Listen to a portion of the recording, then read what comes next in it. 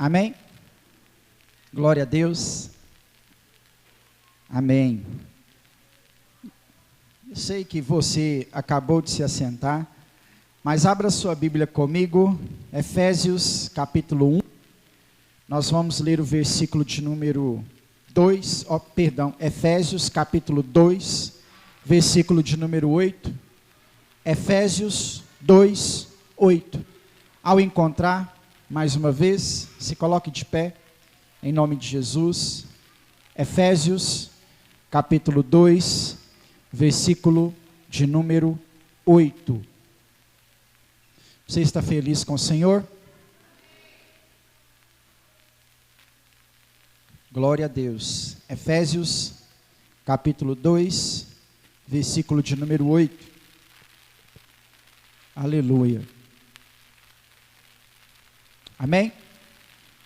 Efésios, carta do apóstolo Paulo a Éfeso, a igreja em Éfeso, aos Efésios, capítulo 2, versículo de número 8. Versículozinho aí básico, se você conseguir, aprenda esse versículo, decore esse versículo, amém? O texto diz assim: pela graça sois salvos, por meio da fé. Isso não vem de vós, é dom de Deus. Pela graça sois salvos, por meio da fé, e isso não vem de vós, não é vosso, é dom de Deus. Senhor, eis aqui a tua palavra, eis aqui os teus servos. A nossa oração é para que a tua palavra possa surtir o efeito necessário sobre os nossos corações nessa noite. Vem com teu Espírito Santo falar aos nossos corações por intermédio da sua palavra, que em tudo nós possamos ser agraciados pelo Senhor aqui nessa noite, Pai. É noite também de ceia do Senhor, e que a tua graça possa continuar nos alcançando dia após dia, em nome de Jesus. Santifica o teu nome nesta mensagem, em nome de Jesus. Pode se sentar, meu irmão.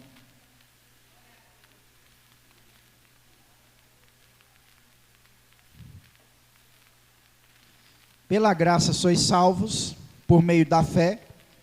Isso não é vosso, é dom de Deus. Palavrinha do apóstolo Paulo, rápida, simples, objetiva e muito instrutiva à igreja de Éfeso.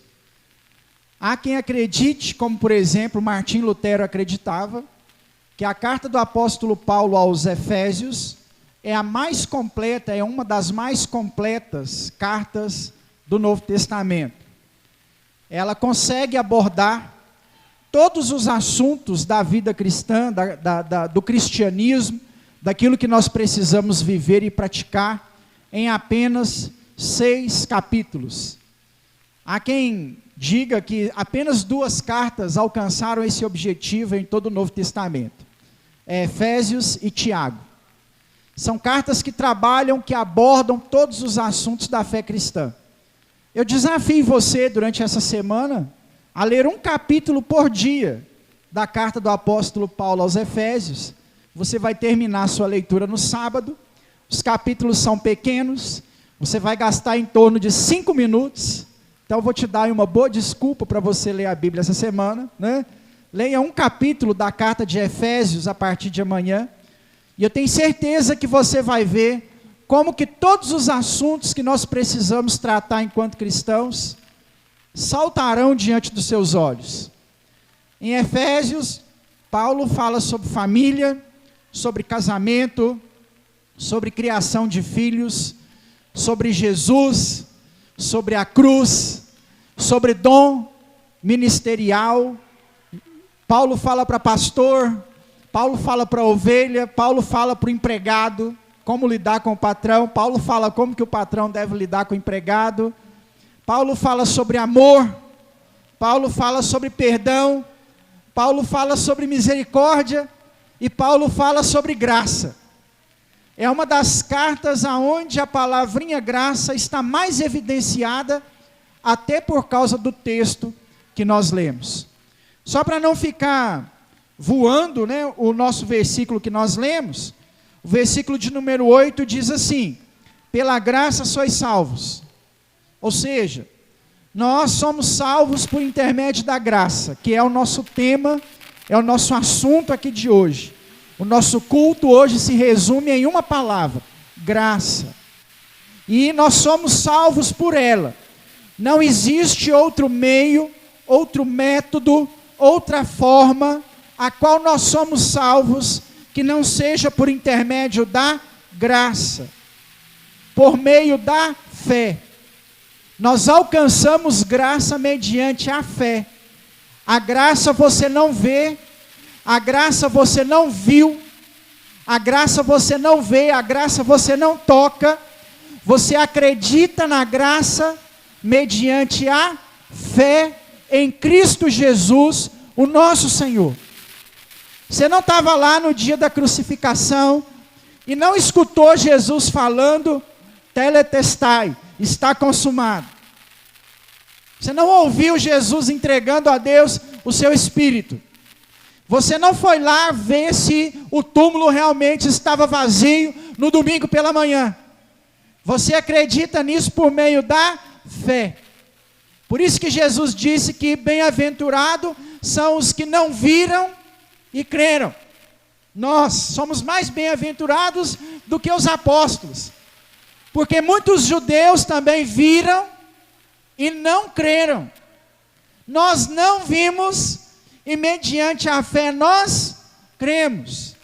Pela graça sois salvos, mediante a fé. Isso não vem de vós. Ou seja, não existe sacrifício algum que você possa praticar que vai te dar acesso à graça ou à salvação. Não é você.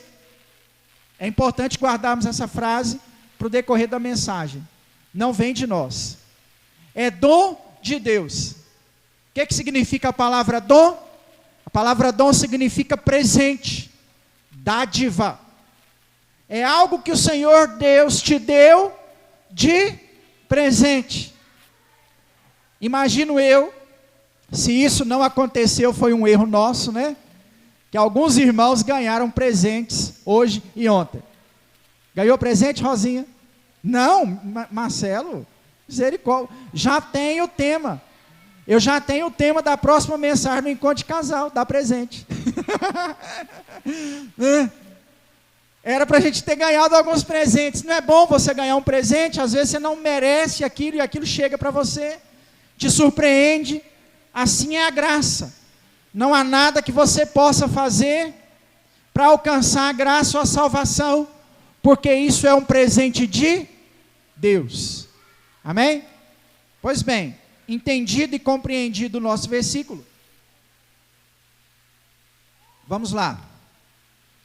Dentro da caminhada cristã, nós sempre ouvimos algumas palavras que muitas vezes não nos preocupamos com o entendimento a respeito delas. Existem palavras que nos acompanham, amém? Justiça. Na Bíblia você vai se deparar muito com a palavra justiça. Nós ouvimos falar muito dentro do cristianismo a respeito de justiça. Para nós brasileiros é um pouco difícil compreender o que é justiça, né? A nossa justiça nacional, ela falha. O nosso Superior Tribunal Federal comete erros, né? Toma decisões equivocadas, porque são homens, é um ambiente constituído por homens e homens erram.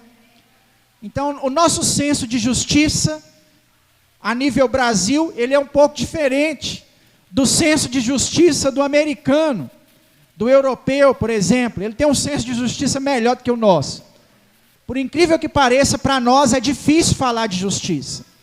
É muito difícil falar de justiça. Porque nós, às vezes, criticamos a propina que é dada lá em cima, mas muitas vezes cometemos a propina que é dada aqui embaixo. Eu sou um prestador de serviço e a gente presta serviço para uma grande empresa e a gente aprendeu que que as pessoas que trabalham nessa grande empresa são compráveis. E, graças a Deus, não sei qual a visão que você tem do meu local de trabalho, mas pelo menos desde quando eu estou lá, é um local sério. E os prestadores de serviços anteriores a nós compravam o pessoal da grande empresa. Olha, você traz o carro para arrumar aqui e nós fazemos algo para você. Algo que o brasileiro está bem acostumado a fazer. Uma vez aqui na escola dominical, nós brincamos sobre a propina do açougueiro. O Rian já está lendo, né? Já está rindo ali. Nós brincamos sobre a propina do açougueiro. Você sabia que tem gente que dá propina para o açougueiro? Para o açougueiro separar a melhor carne. Não sei se é do seu costume. Em Belo Horizonte isso era do costume. O camarada te dá o melhor filé, você pagava lá mais pela carne. Hoje está difícil fazer isso, né? Porque a carne está muito cara.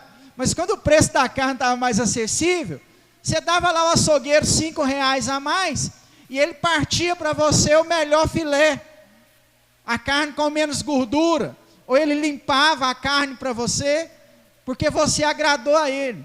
Nós reclamamos das grandes propinas lá do deputado, mas nós praticamos as pequenas propinas aqui embaixo também. Nós praticamos as propinas aqui embaixo.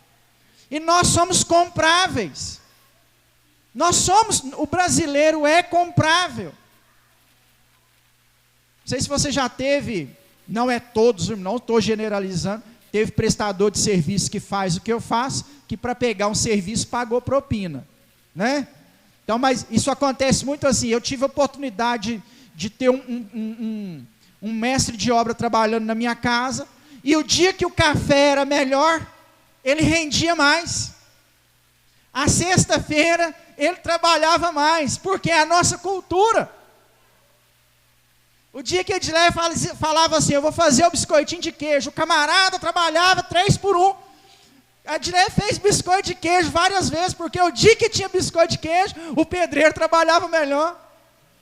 Então, assim, o nosso senso de justiça, ele é corrompido, porque dentro daquilo que nós estamos habituados a fazer, nós somos injustos. Quando nos beneficia, nós achamos bom. E quando não nos beneficia, nós achamos ruim. E você sabe o que significa a palavra justiça? A palavra justiça significa quando Deus nos dá aquilo que nós merecemos. Quando Deus te dá o que você merece, Ele está sendo justo. Você faz uma coisa errada, porque nós colhemos aquilo que plantamos. Você faz uma coisa errada, acontece outra coisa errada. O que é isso? Justiça. Como o nosso senso de justiça é corrompido, nós não entendemos quando Deus faz justiça. Você entende quando Deus faz justiça? Não, você reclama. Não sei por que as coisas estão dando errado.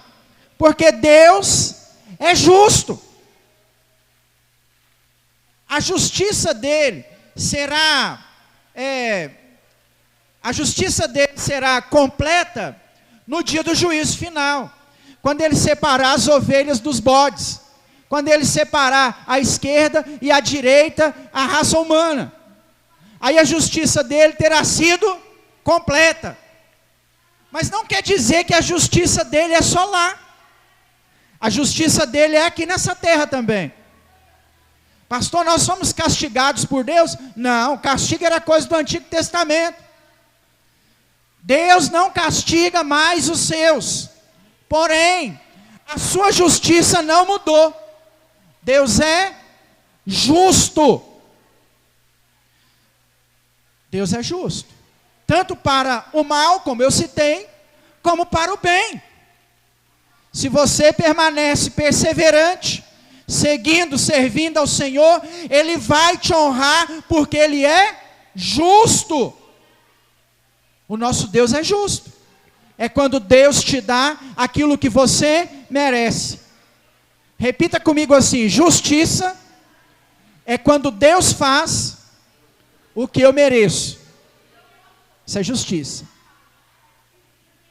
A segunda palavra que nós caminhamos com ela é misericórdia. Nós sempre vamos ouvir essa palavra, misericórdia. Você sabe o que é misericórdia? Misericórdia é o contrário da justiça. É quando Deus faz, pelo ponto de vista positivo, além do que você merecia. Por exemplo, você merecia o castigo. Você pecou. Você merecia o castigo. E Deus te dá o perdão. O que é isso? Misericórdia. Você deveria ser preso dentro de uma cadeia e Ele te dá a liberdade.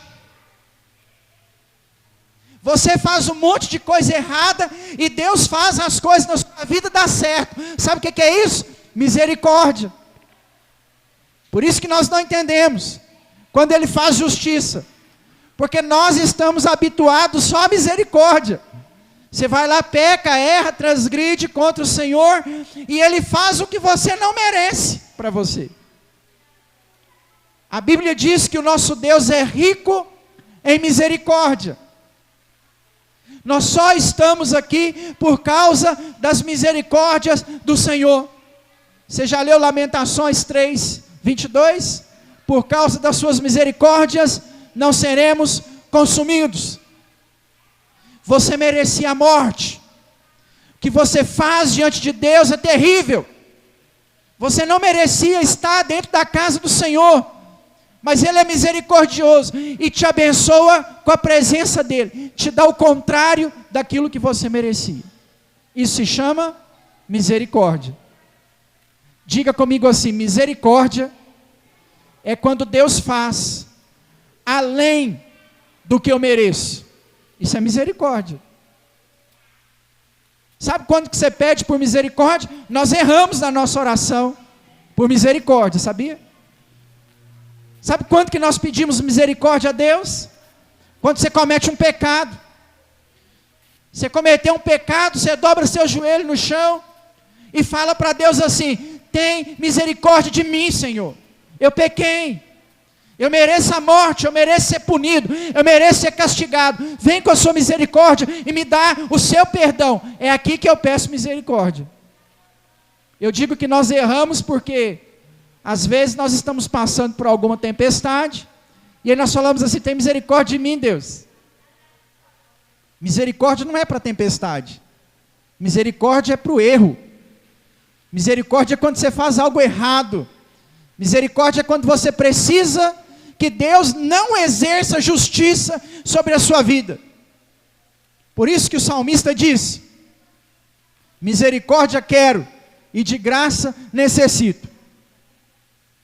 Nós precisamos todos os dias, dia após dia, da misericórdia de Deus sobre as nossas vidas. A terceira palavrinha que nós caminhamos com ela é a referente ao versículo que nós lemos. Graça. Você sabe qual é o significado da palavra graça? Favor imerecido. É quando Deus faz para você aquilo que você não merece que seja feito. Graça é quando o Senhor faz no seu lugar. Isso se chama graça. Se a justiça é olho por olho e dente por dente, se a justiça é a regra da colheita, ou seja, você colhe o que você plantou, na misericórdia Deus faz o oposto da justiça, e a graça é quando Deus simplesmente te dá. Relacionarmos a palavra graça no nosso português não é tão difícil. O que é graça? É aquilo que vem de graça. Você não precisou pagar por aquilo. Você não precisou fazer nada por aquilo. O Senhor simplesmente te deu. Existem alguns princípios da graça, exemplificados no ministério de Jesus, que eu quero trazer aqui para você nessa noite, para a gente poder entender e compreender de fato o que é graça. Sabe onde nós encontramos a graça? No ministério de Jesus. Quando Jesus se aproxima de pessoas que ninguém queria se aproximar. Evangelho de João, capítulo 8. Nós temos uma mulher apanhada em flagrante adultério. Uma pessoa que cometia adultério naquela época deveria ser morto pelos anciãos da cidade, fora dos muros da cidade, deveria ser apedrejado. O ancião mais velho pegava uma pedra maior e atirava sobre a cabeça do casal adúltero, e em sinal de concordância, do mais velho até o mais novo, as pessoas que participavam do evento atiravam uma pedra menor. Quem adulterava dentro da cultura judaica, do antigo e do período de Cristo, que vivia dentro daquela cultura, quem adulterava era discriminado. As pessoas entendiam como o pior dos pecados a serem praticados dentro da lei. Se tratava com mais rigor o adúltero do que o idólatra, por exemplo. O rigor sobre adultério era um rigor muito grande. A discriminação, não que ele deva ser praticado, claro, em cima dos pecados relacionados a adultério, era muito forte, era muito pesado.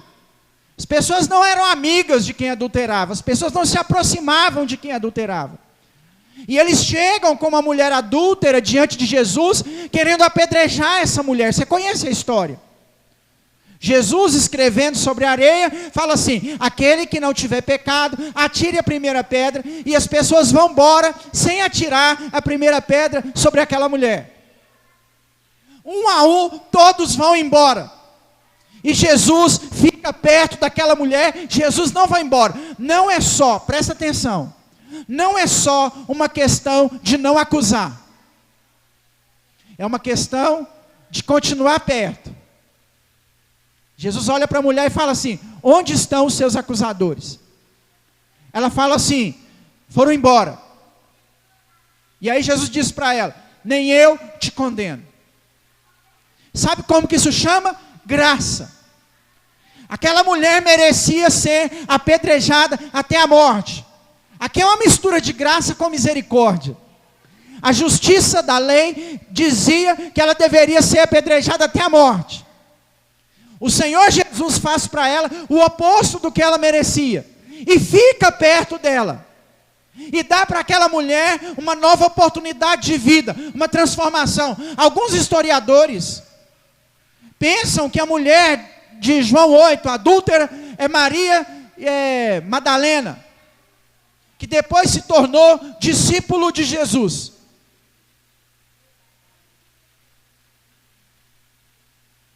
Graça é o Senhor oferecendo a essa mulher o que todos ofereciam, o oposto do que todos ofereciam. Todos ofereciam rejeição e Jesus ofereceu acolhimento. O que é isso? Graça. Você é cheio de pecados, porque para a Bíblia não existe diferença de pecado, amém? Não é porque você não adultera, significa que você é melhor do que alguém. Existe pecado, para a Bíblia não existe tamanho de pecado.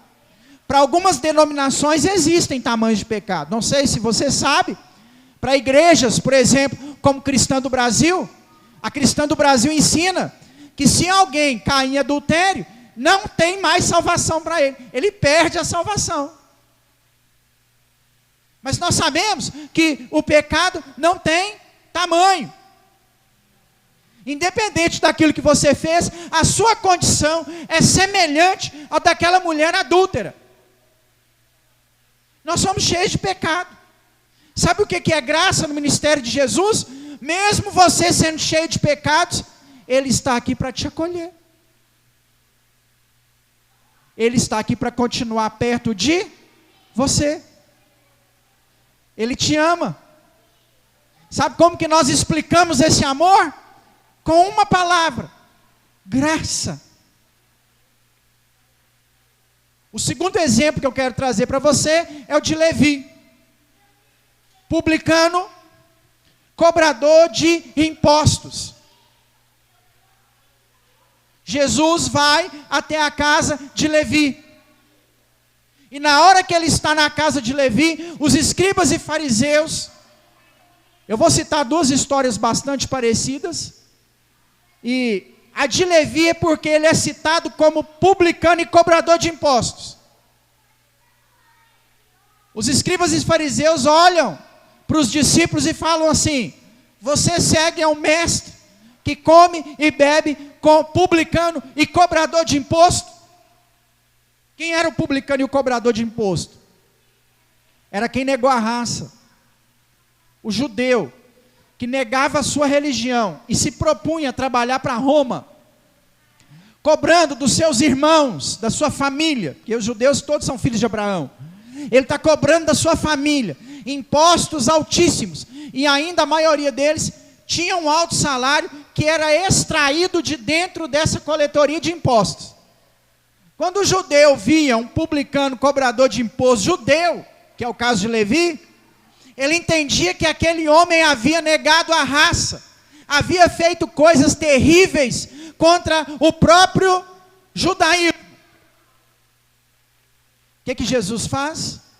Jesus vai para a casa desse companheiro, senta à mesa e come com ele. Sabe o que é isso? Graça. Há pouco tempo a igreja viveu uma época onde as pessoas que erravam contra ela eram excluídas. Eu não vou me posicionar qual é a opinião que eu tenho a respeito disso, particularmente falando, mas é evidente que este não era o melhor caminho. Porque Jesus não excluiu os que negavam a raça. Jesus não jogou fora aqueles que pecavam. O Senhor não abriu mão daqueles que precisavam de algo que eles não mereciam, de algo que não era para eles. Era inconcebível que um judeu comesse na casa de um publicano. Era inconcebível que um rabi se sentasse à mesa com um cobrador de impostos. Mas é o que Jesus faz. Abre parênteses. O próprio Senhor Jesus disse que ai daqueles de quem vierem os escândalos. Fecha parênteses. Por quê? A minha fala não quer dizer que você pode sair pecando e errando contra a igreja, contra o cristianismo. Mas deixa eu falar uma coisa para você. Se você pecou contra a igreja, contra o cristianismo, se você negou a sua raça de cristão, cometendo um pecado semelhante aos do mundo, o Senhor tem graça para você. Jesus não te exclui, Jesus não te manda embora, Jesus não te separa do meio dos rebanhos, Jesus chama você, Ele tira os seus carrapichos, Ele lava as suas feridas, Ele cuida de você, Ele faz os curativos que precisarem ser feitos, Ele te dá o bálsamo, o remédio necessário para que a sua enfermidade espiritual seja sarada. Sabe como nós explicamos isso? Graça. Tem crente que não entende o que é graça. Fulano de tal é pecador demais, não tem que conviver do nosso meio, vamos excluí-lo. Não, meu irmão, é graça. Nós não fomos chamados para caminharmos entre os perfeitos, nós fomos chamados para caminhar entre os imperfeitos. E aí Jesus diz assim: não necessitam de médicos os sãos, mas sim os doentes. Você está doente espiritualmente falando? É para você que Jesus veio. Sabe por quê? Isso se chama graça. Quando o Espírito Santo não visita um santarrão, que se considera merecedor da presença de Deus, porque ele ora, jejua, consagra, lê a Bíblia, e se considera merecedor, e visita um pobre pecador miserável, enfiado no meio do pecado, porque ele se arrependeu. Sabe como que nós explicamos isso? Graça. Graça. Só isso. Graça. Na graça, não é aquilo que nós fazemos. Na graça, é o que Jesus fez por nós. Sabe qual é o problema do crente? Achar que o que ele faz o torna merecedor. Não, eu mereço a presença de Deus porque eu estou orando, eu subi ao monte, eu acordei de madrugada, eu fiz, eu aconteci, Deus tem que me tocar. É obrigação de Deus me abençoar porque eu dizimei. Eu tenho que ser abençoado porque eu estou na igreja, eu estou levando a vida cristã a sério, então eu mereço. Quando o seu pensamento é dessa forma, Deus vai embora. Sabe por quê? Nós vivemos o período da graça. Deus te visita quando você dobra os seus joelhos e fala assim: eu não mereço. Eu sou pecador. Eu sou miserável. Eu sou o pior entre todos. Ninguém há tão ruim como eu. Quando você fala isso com o coração arrependido, o Senhor vem e te visita, porque nós vivemos o período da graça. A porta da graça foi aberta em Atos capítulo 2, no derramar de Pentecostes, e será fechada quando a 7ª trombeta tocar e Jesus vier buscar sua igreja nos ares. A porta da graça foi aberta e será fechada. Nós estamos no meio disso aí. Nós vivemos é pela graça, irmãos. O terceiro exemplo, para a gente finalizar, é Zaqueu, que também é publicano e cobrador de impostos. E Jesus vai à casa de Zaqueu. Assim como ele fez com Levi, ele foi à casa de Zaqueu. E na hora que ele está na casa de Zaqueu, a pergunta se repete: quem é este? Dizem os escribas e fariseus, que come e bebe com os pecadores. Irmãos, o Senhor não veio para os santarrões religiosos que pagavam o preço da lei de sua época. Jesus veio para os pecadores. O Senhor não foi no templo ensinar escribas e fariseus a nova interpretação da lei. Sabe como que ele fez isso? No meio dos pecadores. A graça salvadora em Jesus, ela é mais evidente nas suas ações do que em suas palavras.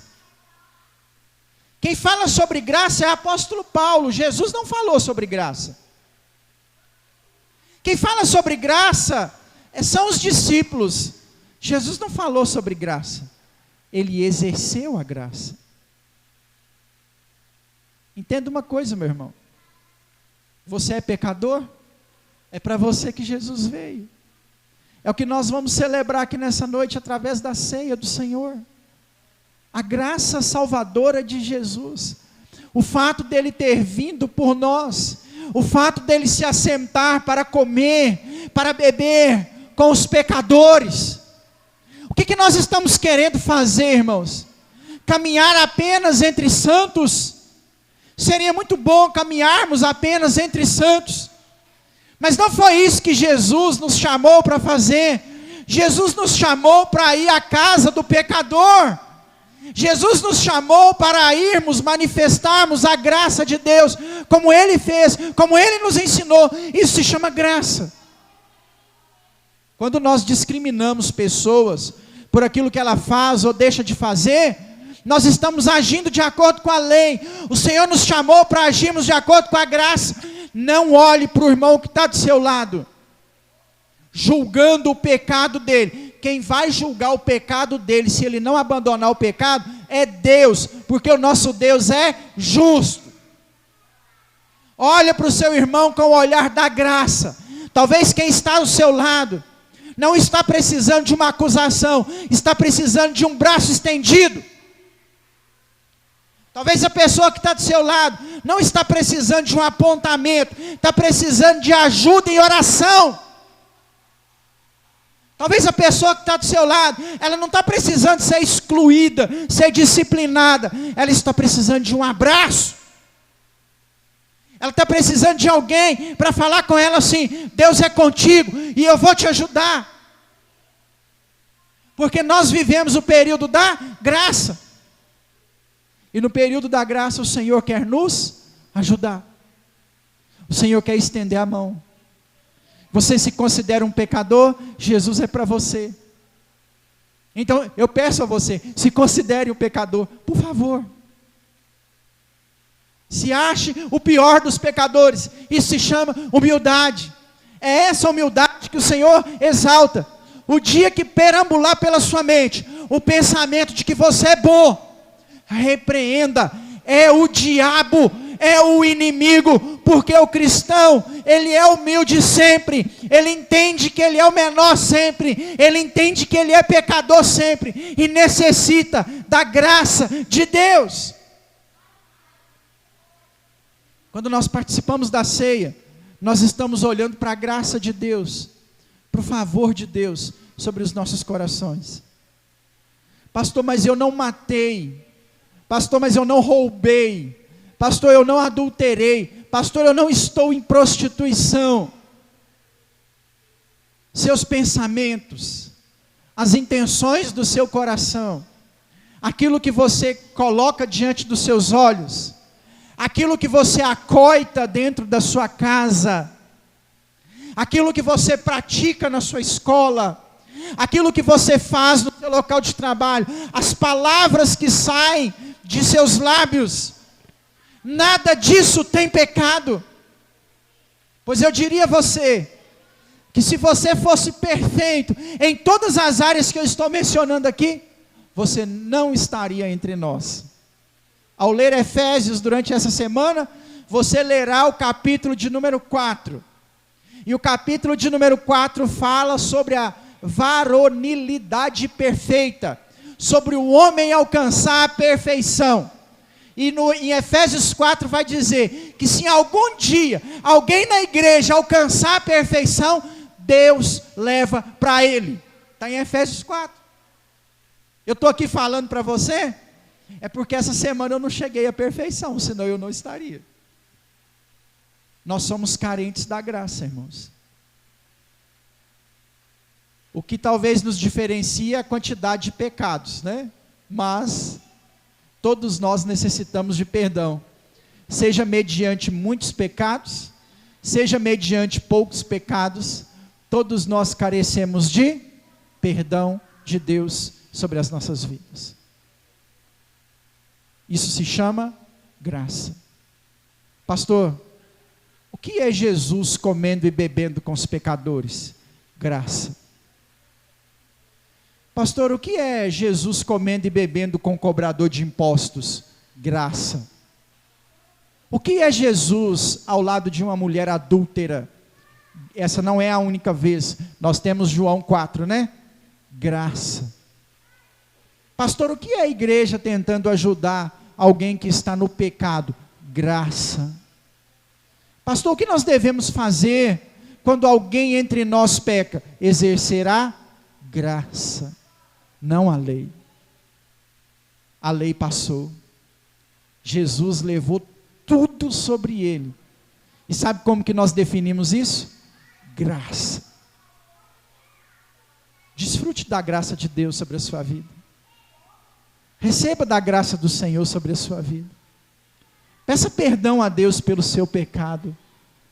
Peça perdão ao Senhor pelo seu erro, pela sua falha, pela sua fraqueza, por aquela carnalidade que você não conseguiu segurar. Deus tem graça para você, tem perdão sobre a sua vida, em nome de Jesus. Amém? Se coloque de pé, vamos orar.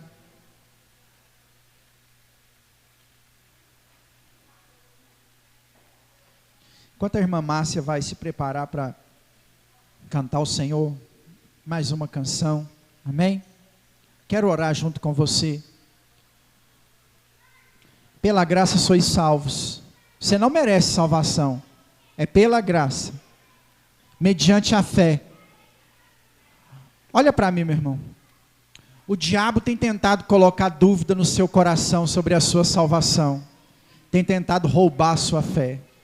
Aumente sua fé no Senhor nessa noite, amém? Porque isso não vem de nós, é de Deus. Não deixe o inimigo roubar a sua fé. Não deixe o diabo colocar dúvidas relacionadas à salvação no seu coração. Feche seus olhos.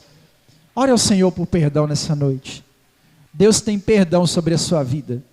É noite de ceia do Senhor.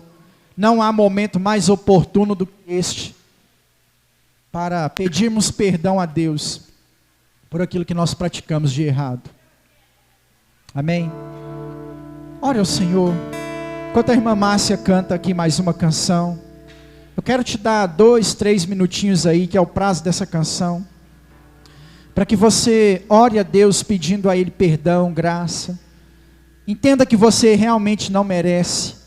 Entenda que você realmente merecia o oposto daquilo que Deus está te dando. E mergulha na graça do Senhor nessa noite. Desfruta da graça do Senhor nessa noite. O Senhor tem graça sobre a sua vida. Como Ele visitou aquela mulher adúltera, como Ele visitou Levi, como Ele visitou Zaqueu, o Senhor quer te visitar nessa noite, meu irmão. Em nome de Jesus. Aleluia.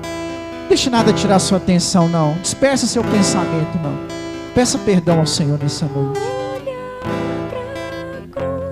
Eu entendo o amor derramado por mim.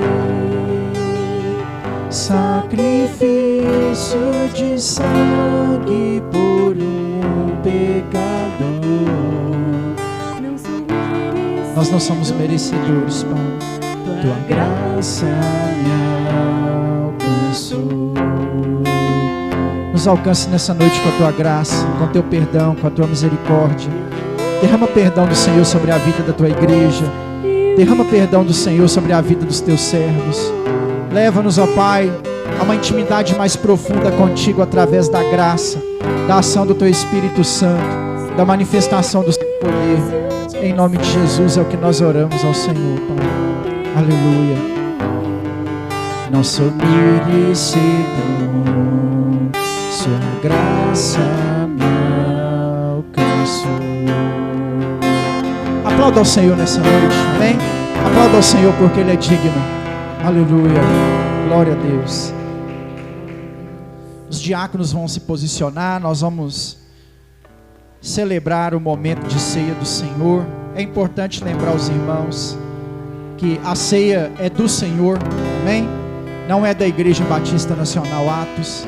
Se você sente paz no seu coração, está em comunhão com a igreja, está em comunhão com o Senhor, você pode participar da ceia em nome de Jesus, amém? Já te dei a oportunidade de orar, pedindo ao Senhor que te perdoe pela sua falha, pela sua fraqueza. Enquanto nós adoramos ao Senhor com mais uma canção, se você vai participar da ceia, saia do seu lugar, pegue os elementos aqui com os diáconos, depois retorne ao seu lugar, em nome de Jesus.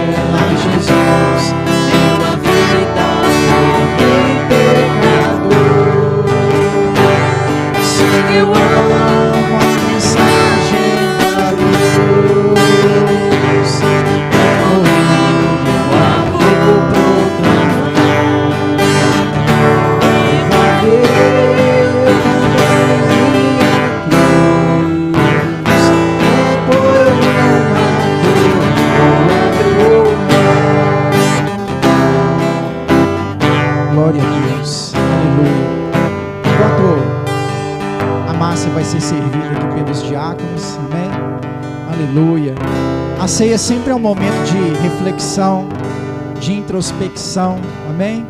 Mesmo que você não esteja comungando do pão, do vinho nessa noite, faça uma reflexão aí da sua vida, A ceia é a oportunidade que nós estamos falando para Deus assim: Deus, nós estamos aqui te servindo na sua presença, na sua casa. A ceia é a oportunidade que a gente tem para renovar a nossa aliança, o nosso compromisso com o Papai do Céu. Amém? Agradeça ao Senhor pela ceia, diga obrigado, Jesus, por poder participar deste momento.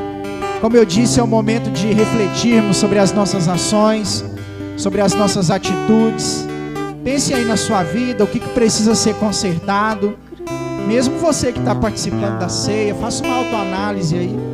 O que precisa ser consertado, o que precisa ser mudado.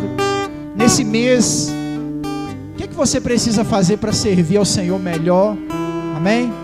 Seu nome está escrito no livro da vida. E você precisa viver como alguém que tem o nome escrito no livro da vida. Amém? Aleluia. Coloque em evidência o seu pão. O texto diz assim: porque eu recebi do Senhor o que também vos entreguei. O Senhor Jesus, na noite que foi traído, tomou o pão e, tendo dado graças, o partiu e disse: este é o meu corpo que é dado por vós. Fazei isso todas as vezes que o comerdes em memória de mim. Muito obrigado, Senhor, por este pão. Nós somos gratos ao Senhor por vencermos mais um mês.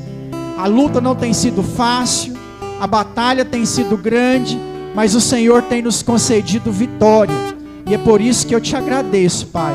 Em nome de Jesus, nós consagramos ao Senhor este pão e pedimos ao Senhor que, ao participarmos dele, a nossa mente, o nosso coração possa estar lembrando da comunhão que nós temos com o Senhor, com os irmãos aqui da igreja. Em nome de Jesus, amém.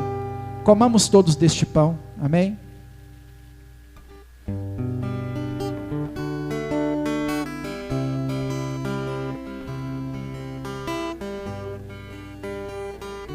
Glória a Deus.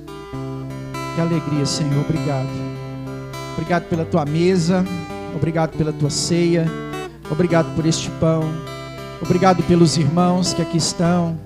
Obrigado, Senhor. Obrigado por aqueles que nos acompanham por essa transmissão. Obrigado, Deus. Obrigado, Senhor. Nós rendemos graças a Ti, que é Deus, que é Rei de toda a terra. Aleluia. Coloque em evidência o seu cálice. Semelhantemente, depois de haver ceado, tomou também o cálice, dizendo: este cálice é a nova aliança no meu sangue. Fazei isso todas as vezes que o beberdes em memória de mim. Senhor, nós consagramos a Ti este cálice nessa noite. Nós entregamos ele nas suas mãos, Pai. Dedicamos ele ao Senhor. Também te agradecemos porque ele representa o sangue do seu Filho Jesus derramado na cruz do Calvário. Sangue que nos proporciona graça, misericórdia, perdão. Obrigado, Senhor. Obrigado porque o Senhor nos amou de tal maneira. Obrigado, Deus, porque o Senhor nos salvou. Obrigado porque o Senhor nos libertou. Obrigado porque o Senhor tem nos honrado com a sua presença. Muito obrigado, Jesus. Participemos todos deste cálice, meu irmão.